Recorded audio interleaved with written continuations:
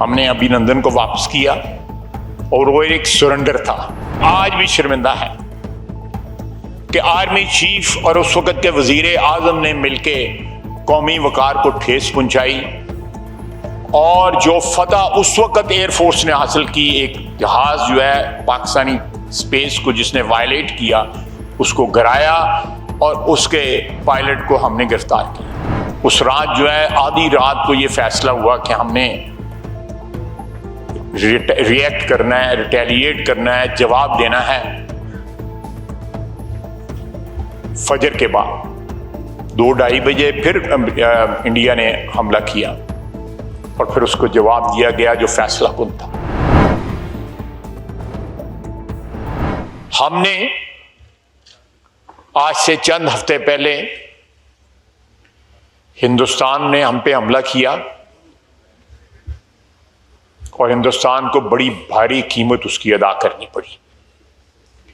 ना सिर्फ हिंदुस्तान के अंदर जो है हुक्मरान वहां के तजलील का शिकार हुए, बल्कि सारी दुनिया के सामने जो एक तिलिस्म था उनका, एक मैजिक जो था, एक ऑरा जो था, वो मिसमार हो गया। अल्लाह ताला ने मेहरबानी की हमारे ऊपर और उसका वायद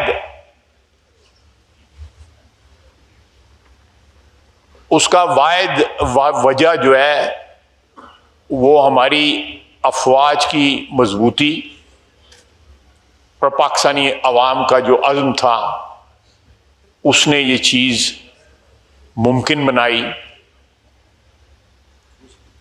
कि हम अपने से 5 गुना ज्यादा बड़े दुश्मन को जो है हमने उनको मट्टी में रोल दिया।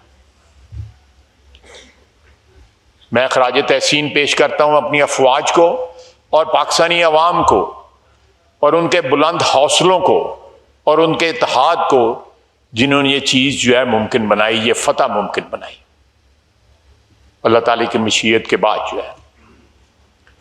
लेकिन कल जो ईरान में हुआ है, उनकी एटमी तनसीबात जो हैं वो निशाना बनाई गई। चुन चुन के उनकी जो मिलिट्री की या पासदारान की जो लीडरशिप थी उनको शहीद किया गया। और इस सारी बात में जो है इजराइल अकेला नहीं है,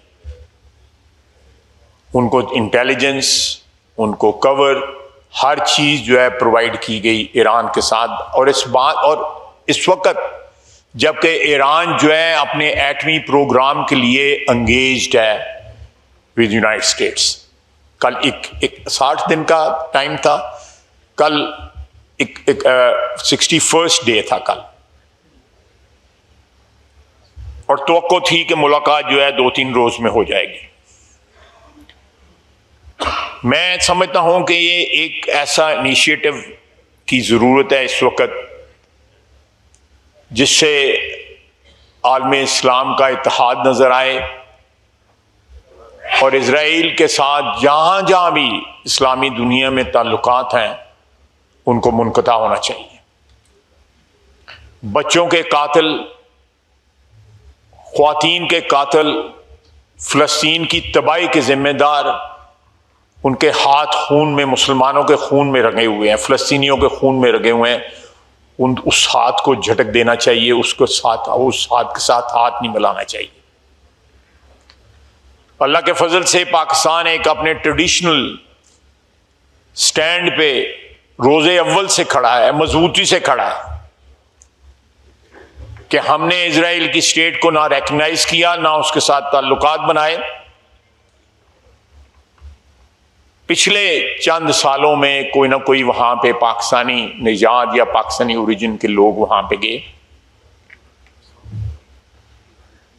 और वो मीडिया ने उसको कवर किया।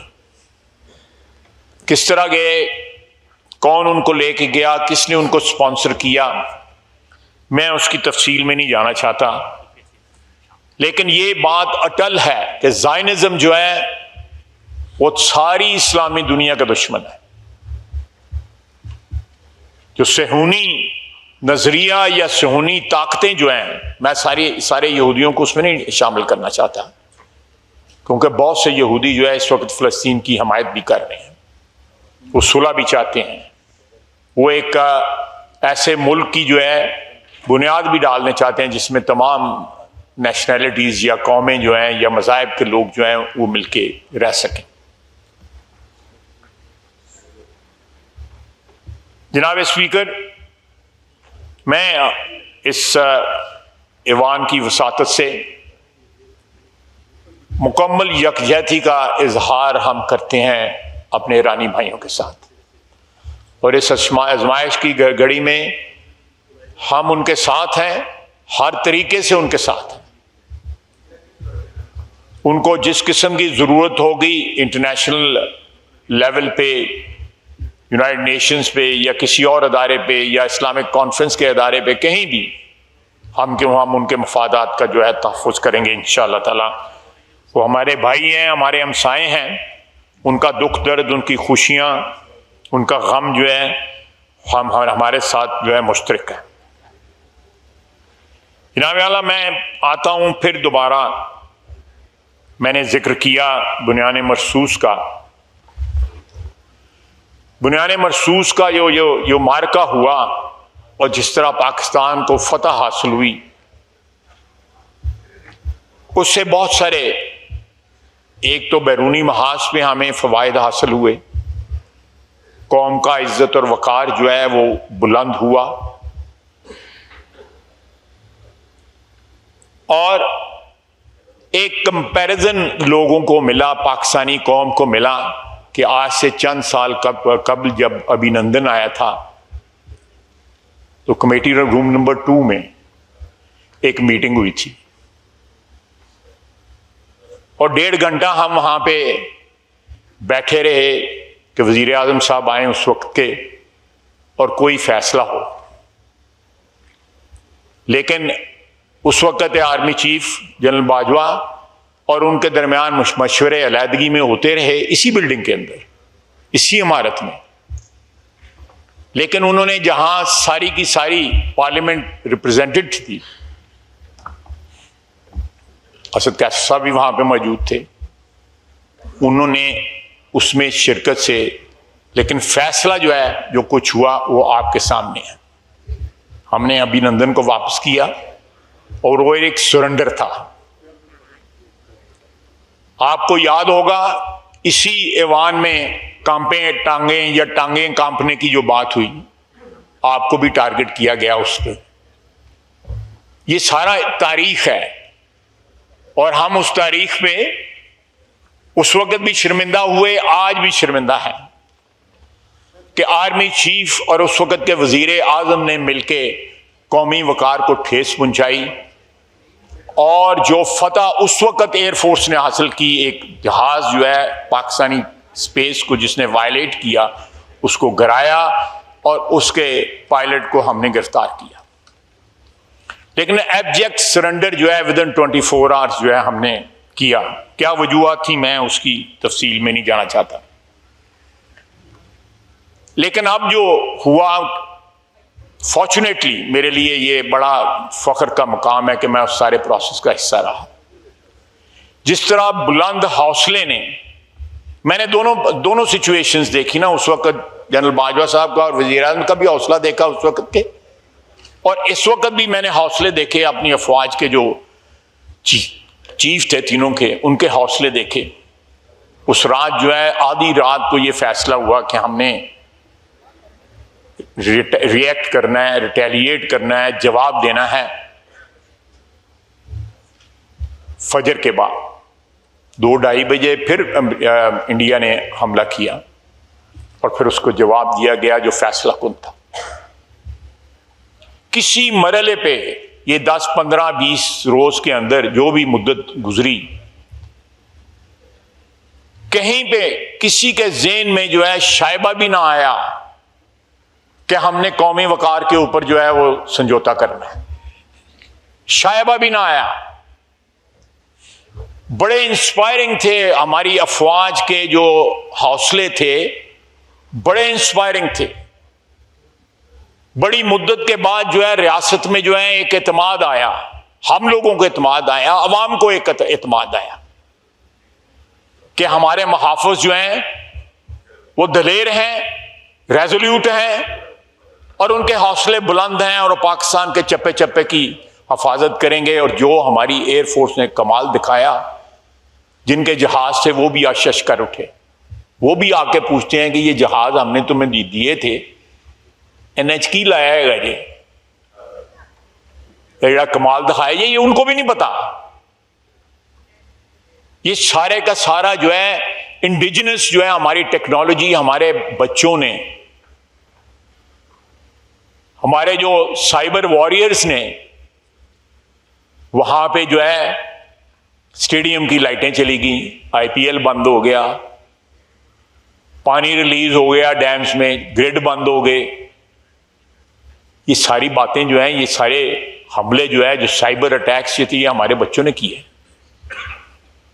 हमारे जवानों ने किए, साइबर वॉरियर्स ने किए।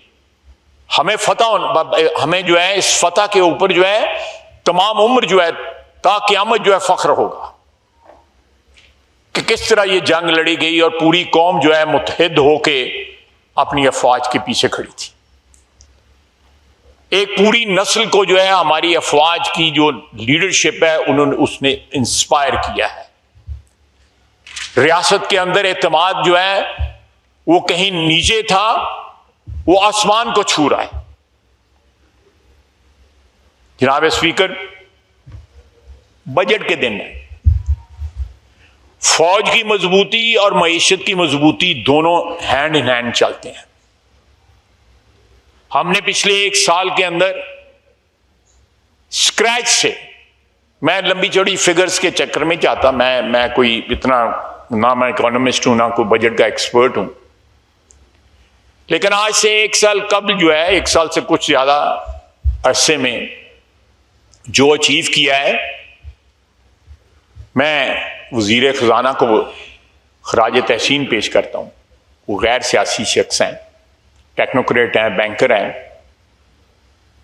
गो उनकी फैमिली जो है उनका सियासत के साथ गहरा ताल्लुक आज भी है और रहा भी है, लेकिन जिस तरह उन्होंने पाकिस्तान के लिए एतमाद जो है हासिल किया बैनुल अक़वामी जो फाइनेंशियल इंस्टीट्यूशंस हैं उनसे, वो कमाल है। और मेरे सामने ये फिगर्स हैं, मैं कोशिश करता हूं कि उनको पढ़ूं कि -0.2% से हमारा जीडीपी ग्रोथ जो है, रियल जीडीपी ग्रोथ, वो +2.7%।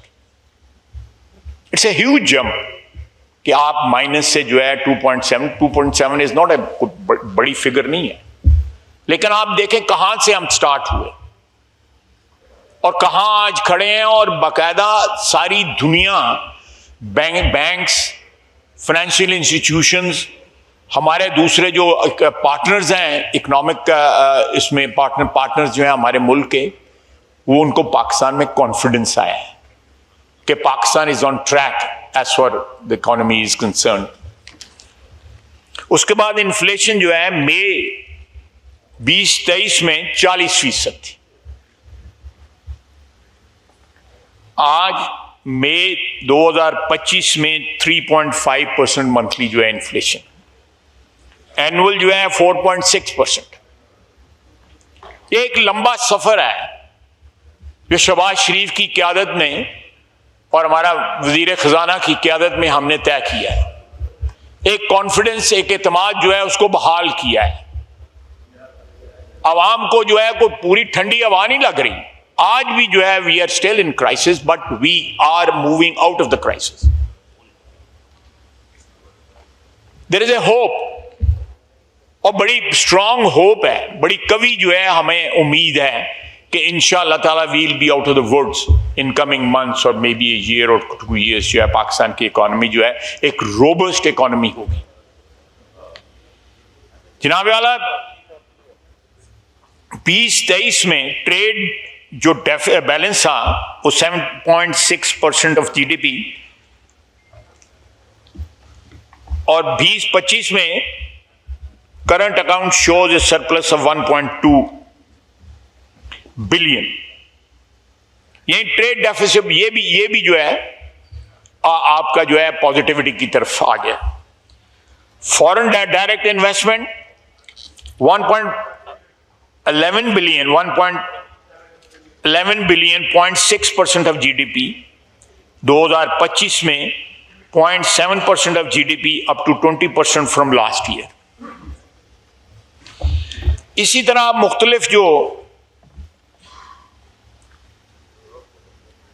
जो इन्फ्लेशन के मतलब, इन्फ्लेशन है लेकिन कहाँ अशारिये थे इन्फ्लेशन के और आज कहाँ पे है। Inflation is expected to ease to around 8% in 2025 from an average of 23% in 2024। Sovereign credit rating जो है हमारी, Moody's had upgraded Pakistan sovereign credit rating to CAA2, indicating a decrease in default risk primarily due to the IMF bailout। इसी तरह और बहुत सी चीजें हैं हमारी। 1,25,000 पे स्टॉक मार्केट जो है परसों तरसों उसने टच किया, ये क्राइसिस की वजह से ड्रॉप आया है। फिर ये रिफ्लेक्ट करता है कि हमारी बिजनेस कम्युनिटी का एक कॉन्फिडेंस जो है हमारी हुकूमती पॉलिसीज के अंदर।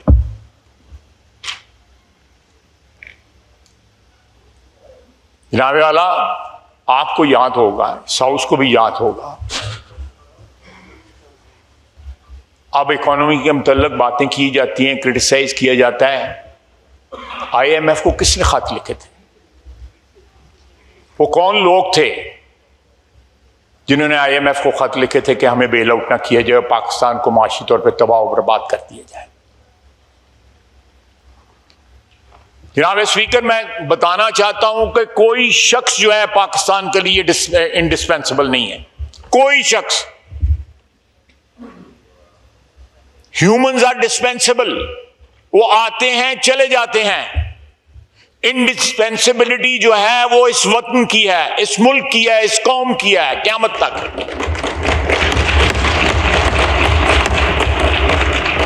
इंसान डिस्पेंसिबल है। यहां पे बड़े बड़े आली मर्तबा जो है पैगंबर आए,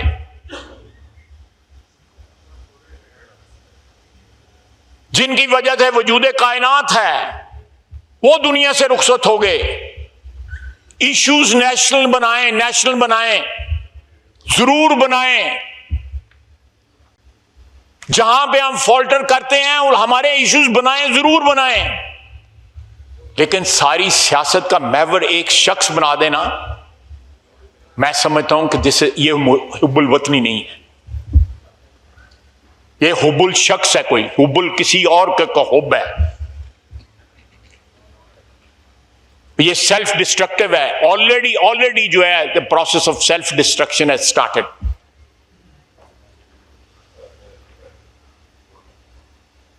ऑलरेडी जो है क्रैक्स नजर आ रहे हैं।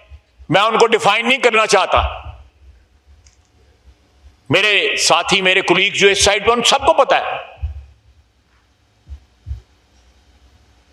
मैं फिर इसरार करूंगा इस बात पे, पाकिस्तान की 76-77 साल तारीख में बड़े बड़े लोग आए, शहादतें हुई, दुनिया से रुखसत हुए, उनकी पार्टीज आज भी जिंदा हैं।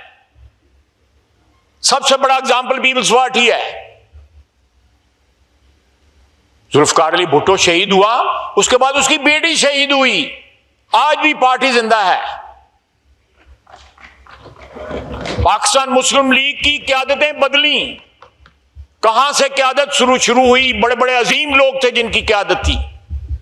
पार्टी आज भी जिंदा है, क्योंकि उसका रिश्ता किसी नजरिए के साथ है, अशखास के साथ नहीं है, शख्सियत के साथ नहीं है, इस मट्टी के साथ है, इस वतन के साथ है, इसकी बका है, किसी इंसान की बका नहीं है।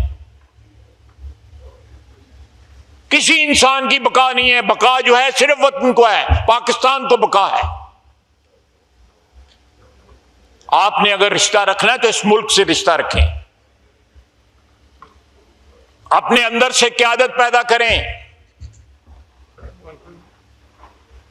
70 के अशरे में जो इंसान पहुंचे होते हैं, उनकी एग्जिट जो है कोई ज्यादा दूर नहीं होती। अल्लाह ताला सबको जिंदगी तंदुरुस्ती दे। नई लीडरशिप तैयार करें ताकि आपकी पार्टी जिंदा रहे। यह पीरी फकीरी नहीं है कि कल जो है आपने गद्दी नशीन बन जाना है। यहां कोई गद्दियां शदियां नहीं है और ना कोई नशीनी है।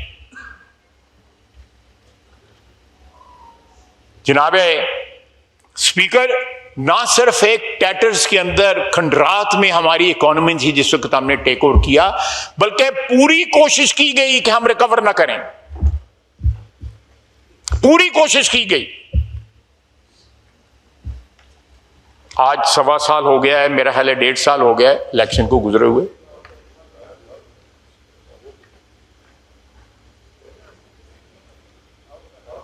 एक राग लापा जा रहा है, उसकी अब ट्यून भी नहीं रही, पीछे तबले सरंगी बजाने वाले भी नहीं उस राग के रहे और उससे बेसुरे हो गए, सारे राग बेसुरे हो गए। ये वक्त है, जिस तरह आप देखें, मुझे अल्फाज याद आ रहे हैं। मैं इधर बैठा था, मेरा ख्याल है आप ही चेयर में थे।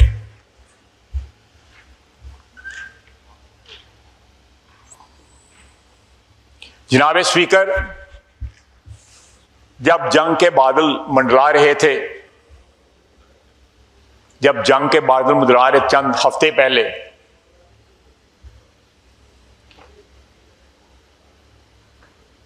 यहां से कहा गया कि हमारे पास तो जहाज उड़ाने के लिए तेल भी नहीं है। यहां से कहा गया कि हमने तो सारा बारूद और गोले शोले जो है वो यूक्रेन को बेच दिए हुए हैं। ये ऑन रिकॉर्ड है। वो कौन जहाज थे, उनमें कौन सा तेल था जिन्होंने उनको राफेल को गिराया, उनके मिग को गिराया, 6 जहाज गिराए? उनमें तेल था या पानी था, क्या था? पूछा तो जाता है इनसे।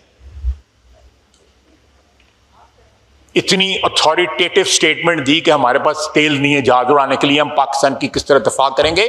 शायद इनके ज़हन में था कि अंदरों तो इन्होंने मार नहीं पैंदी भी, बाहरों ही मार पै जाए तो साडा कोई हल हो जाए। ये मैं बिल्कुल सीरियस स्टेटमेंट दे रहा हूं। उसके बाद गोले नहीं है, बारूद नहीं है, और असी को शबरात दे पटाखे चलान दे दसा। वो गोले थे, बारूद था, मिसाइल थे। पाकिस्तान कल भी फुली इक्विप्ड था, आज भी फुली इक्विप्ड है, और इस मट्टी की हिफाजत के लिए हमारे बच्चे जो हैं, हमारे फौजी जो हैं, और पूरी कौम उनके पीछे खड़ी है, वो सारे इक्विप्ड हैं। ना किसी तेल की कमी है, ना किसी बारूद की कमी है। जो ये ख्वाब देख रहे थे, वो ख्वाब इनके मिसमार हो गए, मलिया मेट हो गए, मट्टी में मिल गए।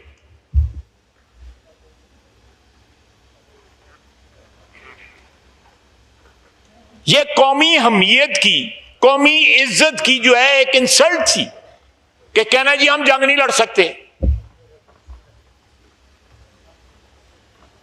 और फिर शीशा पलाई हुई दीवार बन के हमने दिखाया, हमारे फौजियों ने दिखाया, जिसको ये 24 घंटे जो है, जो इनके इंटरनेशनल जो वॉरियर्स हैं, साइबर वॉरियर्स जो हैं, वो उनको गालियां देते हैं उसके ऊपर, सोशल मीडिया को। अमेरिका, यूरोप, जब दुबई, फलां आइडेंटिफाइबल लोग हैं जो उनको गालियां देते हैं हमारी अफवाज को,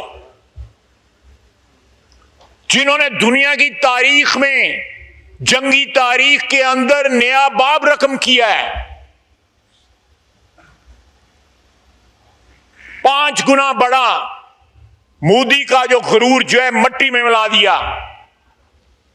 उन्होंने जिन्नी अपने मुल्क जुतियां पै रही ने, उन्हीं जुतियां तो असी भी नहीं मारियां ही। उन्होंने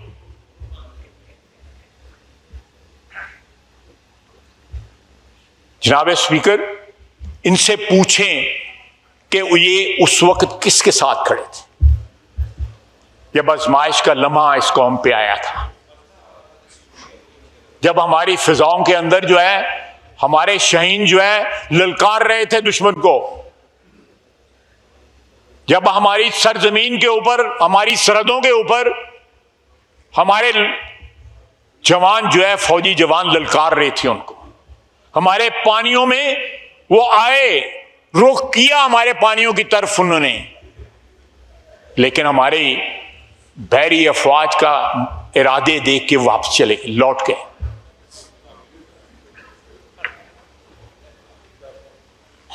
वक्त है कि हम अपनी मईशत को जनाब स्पीकर उसी तरह मजबूत बनाएं जिस तरह हमारी फौज अल्लाह के फजल से मजबूत है। उसी तरह इरादे हमारे बुलंद हों जिस तरह हमारी फौज के और हमारी कौम के इरादे बुलंद हैं।